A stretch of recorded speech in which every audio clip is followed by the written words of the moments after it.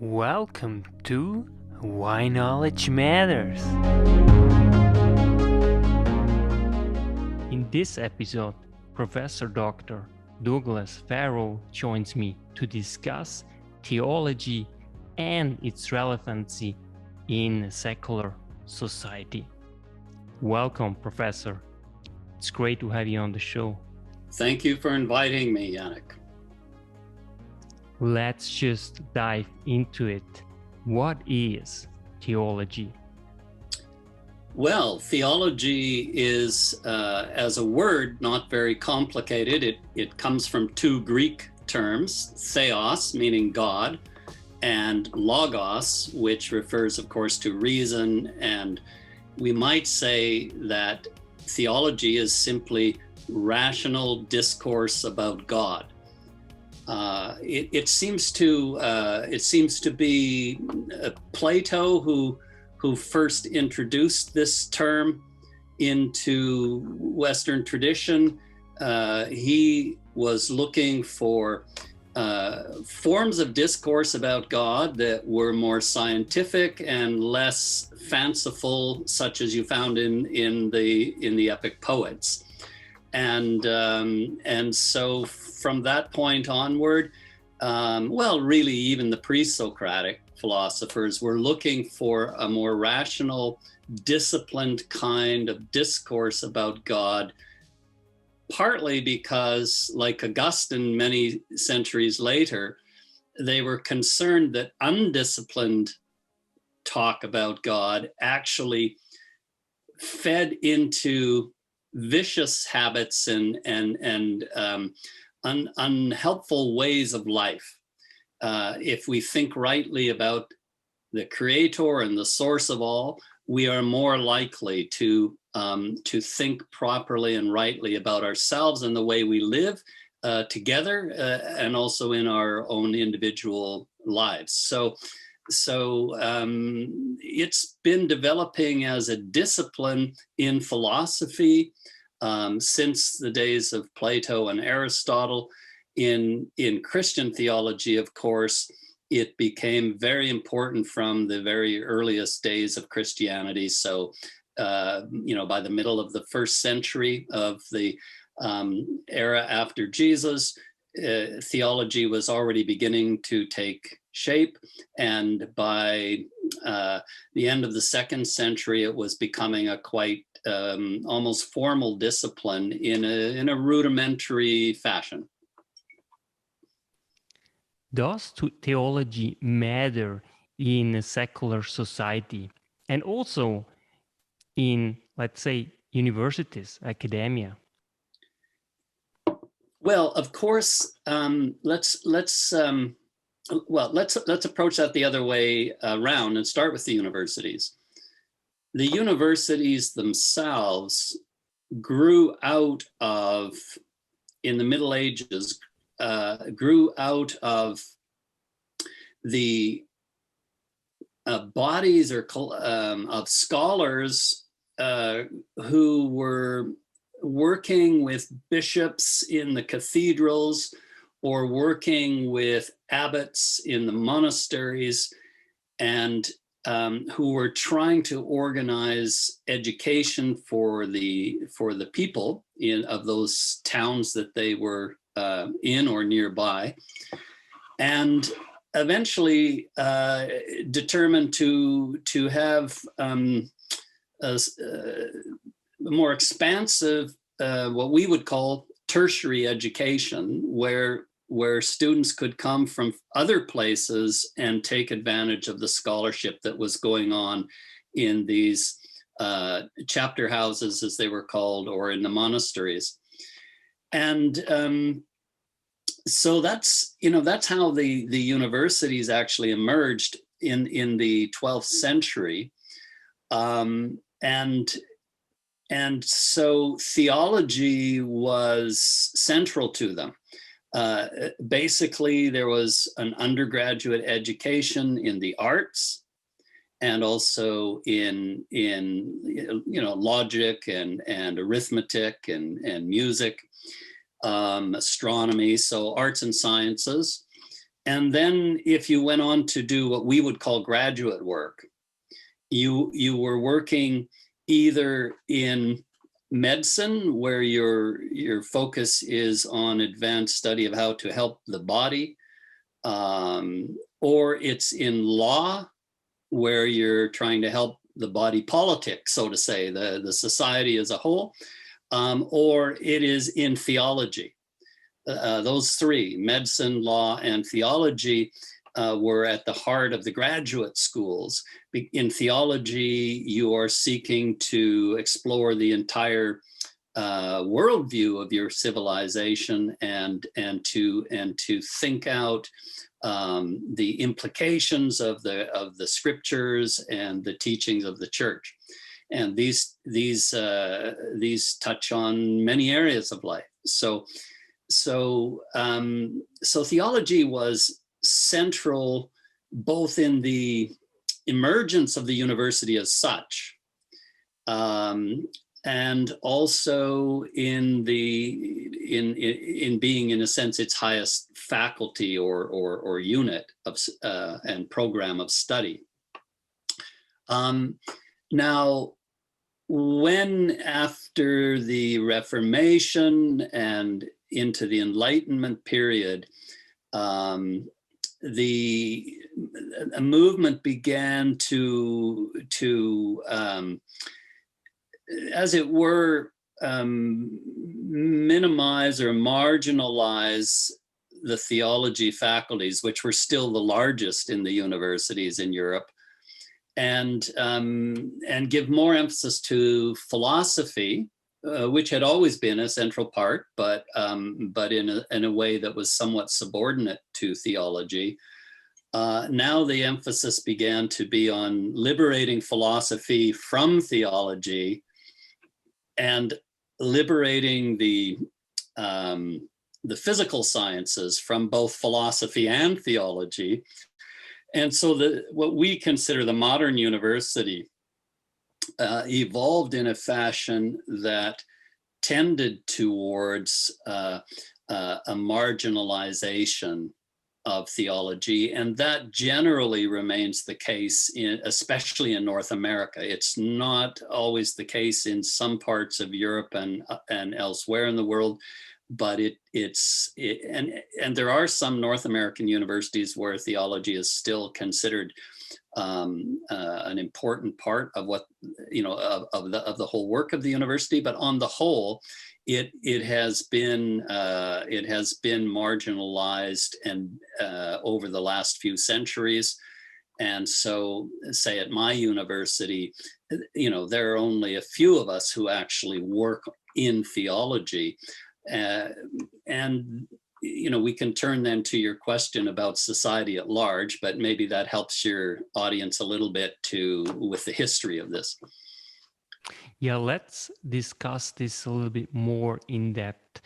What would you attribute to these changes, especially when it comes to academia as it is of today? Well, the role of the theologian was, we should say also of the philosopher. And to study theology at the advanced level, you had to study philosophy first. But the role of both is, and especially of the theologian, is to help, not only to help the church to think about God in a reasoned fashion, but to help the rest of the academy to see how the different disciplines cohere. In other words, to give a unity to the studies that take place in the university as a whole. Now, these days, that's very, very difficult because there's a lot of talk about interdisciplinarity in the universities. But there's not a lot of serious work done about the coherence of the Western worldview in fact, the Western worldview is often in many universities today disliked, and a lot is done to effectively dissolve it if possible. So the kind of unity that the medieval universities sought is not actually sought in the modern university at this point. By modern, I'm now should say sort of postmodern, but at this point in our society, if there's anything that pulls a university together, it's probably something ideological by way of an attack on some feature of so-called Western civilization, rather than an attempt to see the big picture and to integrate different spheres of knowledge and different pursuits of knowledge.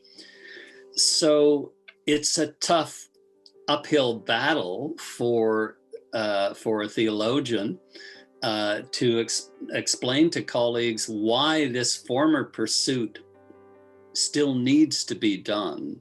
It's not quite so difficult to explain the damage that is being done by giving up on coherence. We see lots of illustrations of that in these days in the hard sciences as well as in the humanities. But it's tough. It's tough to explain that.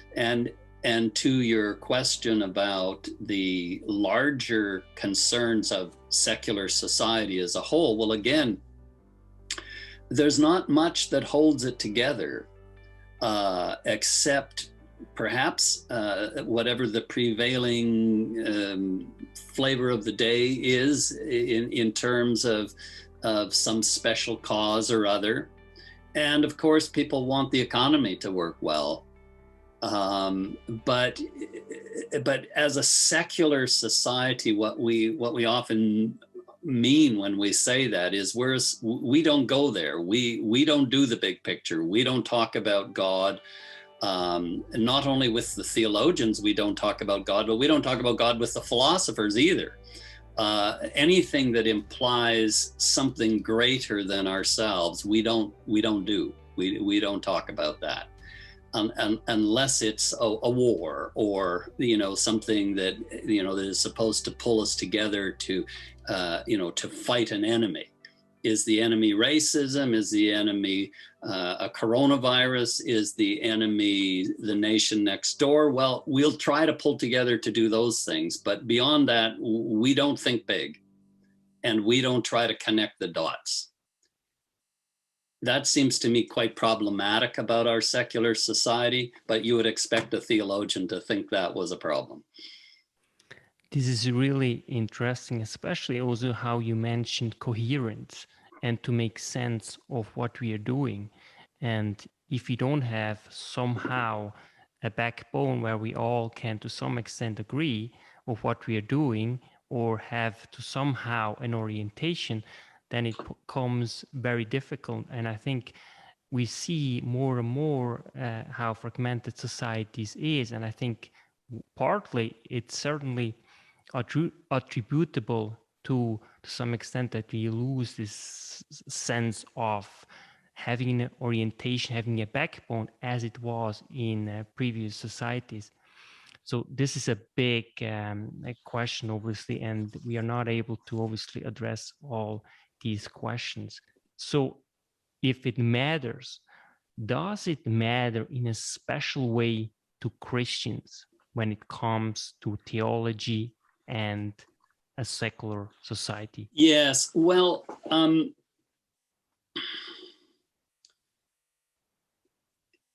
Jesus talked about his followers as being or supposed to be like salt. and salt preserves, it also strengthens the taste of something. Of course, you put too much on it, it has the opposite effect. But Jesus' concern was that his followers might have too little effect, that they might be effectively useless, and as he said, good for nothing but to be thrown out and trampled on.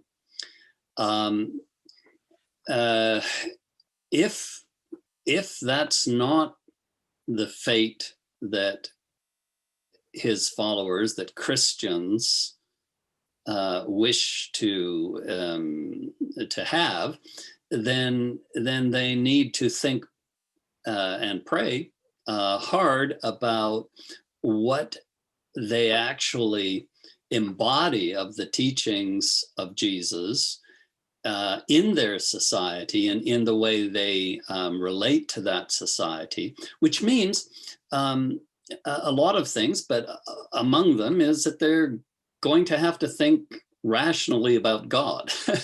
They're going to have a disciplined discourse, not only about God, but about Jesus, about the church, about human life and what makes for human flourishing, so that they can communicate to their neighbors what is actually important for their neighbors to learn about real human flourishing, which is something that many people these days are very uncertain about.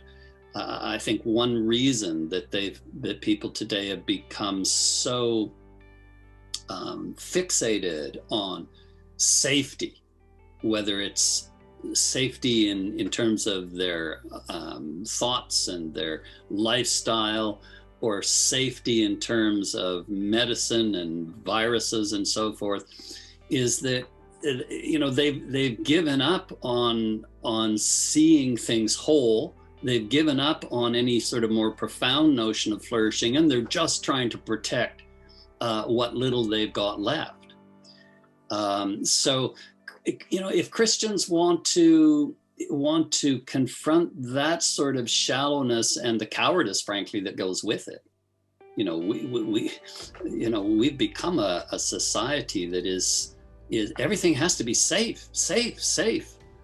There's something gone wrong there. And if Christians want to make a difference in a world like that, they're going to have to learn how to articulate and live something more authentically Christian, based on a deeper and firmer grasp of who God is and who is this Jesus whom they call the Christ, the Messiah.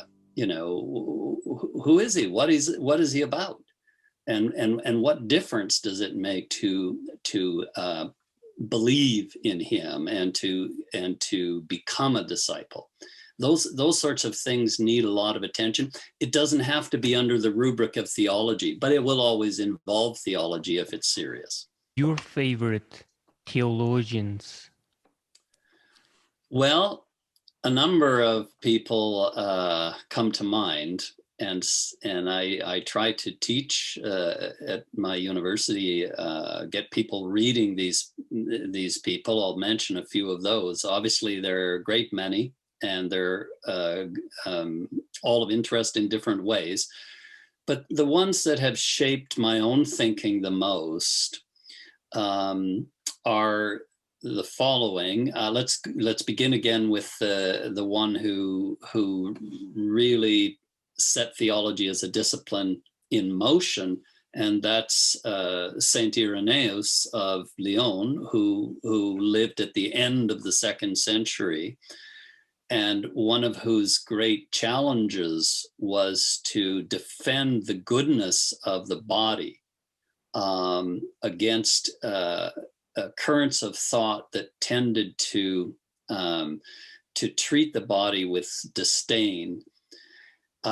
So one of his tasks was to work with the first article of the Christian creed, the belief in God, creator of all things visible and invisible, so of the body as well as of the soul, and to help people think out the implications of that. There were a lot of other things that he had to do, but that was one of them.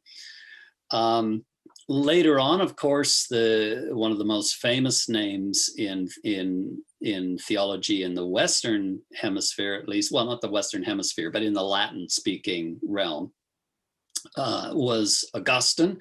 And so we try to read quite a bit of Augustine, and he is so rich in his engagement, his theological engagement with his own Roman culture, and with various controversies, of course, that had arisen by his day at the end of the 4th century.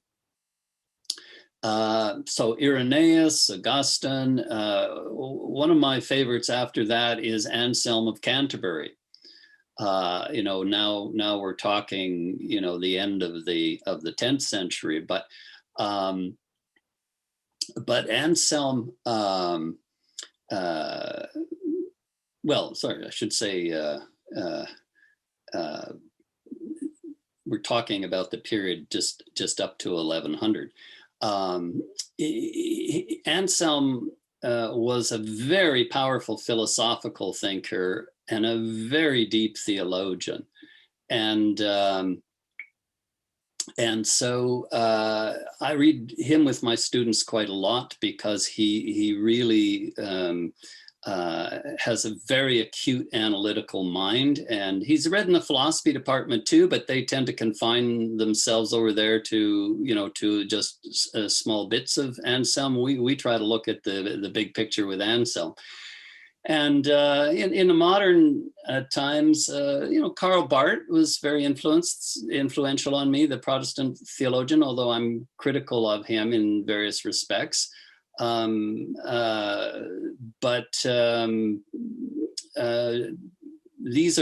are some of the people who have most influenced my own thinking. What have you been working lately on, and what are your future projects? So my most recent book is a theological commentary on the first Christian literature, the letters that Paul wrote to the church in Thessaloniki, and it's a theological commentary. That is, it both tries to treat the text in detail and also think out the ideas, engaging not only with Paul but with subsequent theologians, such as I mentioned.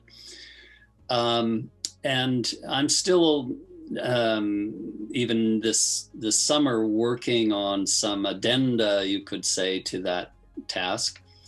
I've also been working a lot around the subject of the